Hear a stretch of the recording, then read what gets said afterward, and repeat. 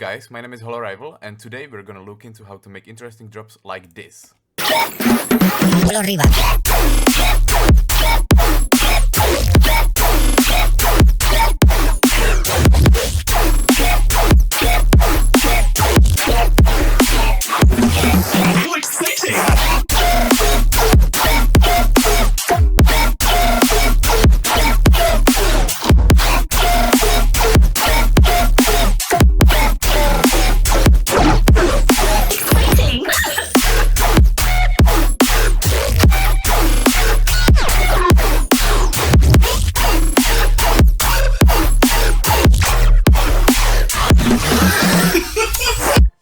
Let's dive into the drop structure. Okay, so how to structure our drops? There is a technique called call and response, where one part calls and the other responds. Then, to keep the call and response interesting, you should structure your bass drops in sections. It's best to have A part, B part, C part, and D part. Have it structured like A, B, A, C, and then again A, B, A, and then D to keep it interesting.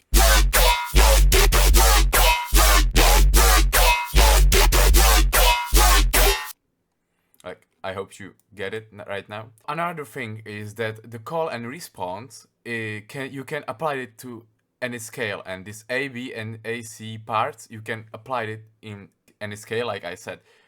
We can look into this A part, and in this A part is already call and response. Here is call, like what up, and he says good. So the call and response is in any scale, and we can look into the main drop, like I showed you, that I have here A part, and here is B part, but this A and B part is 2 times longer than in this bass loop I made a while ago.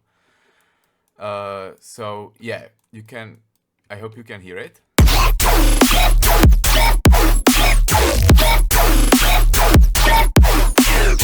Here is B, A, B, A, D. And again, here is A.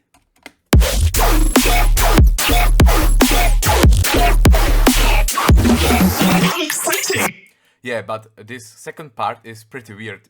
Like you can see it. Is this actually A? No, this is B. I mean, could be, but definitely not this B. And this is C. And this is D part, so it's completely broken. You don't always have to go by the rules if it sounds good. This is like the main thing in music. You don't have to always go by the rules if it sounds good. You can see that in this second-ish part of drop,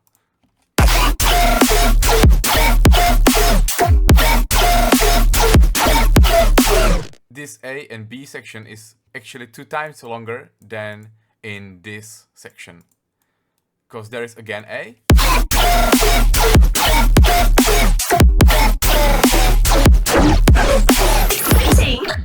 Like, yeah, and this C part is just broken. And again, this last part of the drop before this weird ass breakdown. In structuring, what is this? I don't even know, but I go by a year and it sounds good.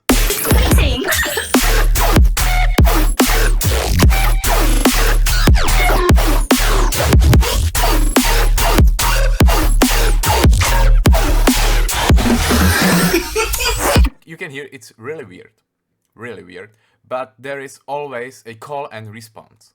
Like, this is response, and this is response. And then calls, and this response, and this calls, and this response. But I think it's offsetted in the grip. I don't know. It's weird, but there is at least a little bit call and response, but I think the structure sounds good. And another thing, always at the end of every 8 bars, it's really good to have like something like melodic break or something completely different that will lead you into the next part fluently.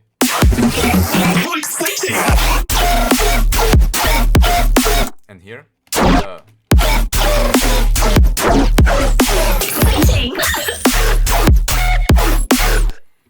like you can hear.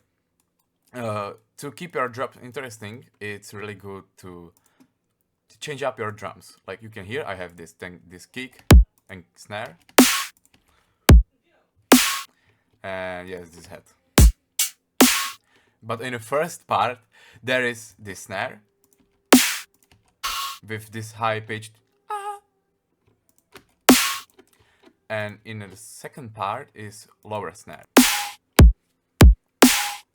It's kind of subtle change, but it will keep the drop still interesting, even if it's like same-ish, you know. Another cool trick to have your drops really interesting is just by adding some sort of effect plugin, glitchy plugin. Like I have here this glitch 2, which just makes this distortion. I can play it.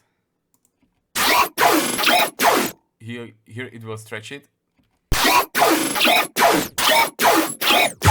And this tape stop makes it really interesting, because if I just disable this, it will sound really boring.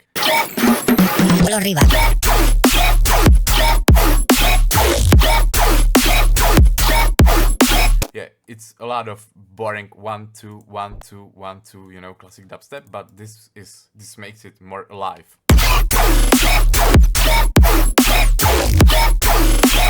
And another cool trick to use this plugin called manipulator. I mean, yeah, I showed it last video. You can play with this detune and stereo knob, and you can automate them. So if you put this on this synth group, you can see all of these different automations like detune,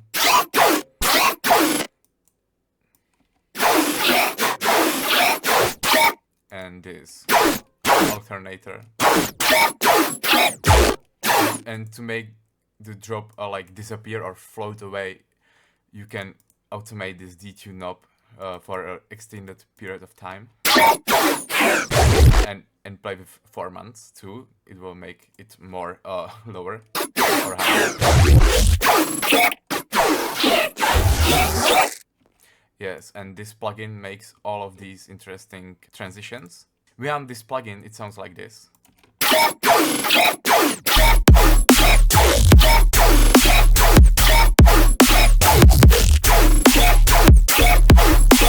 Yes, and another thing, it's not that good to put these plugins on your sub, because you don't want your sub to be really wide and glitchy and stuff, so route it straight into the sidechain or something like that.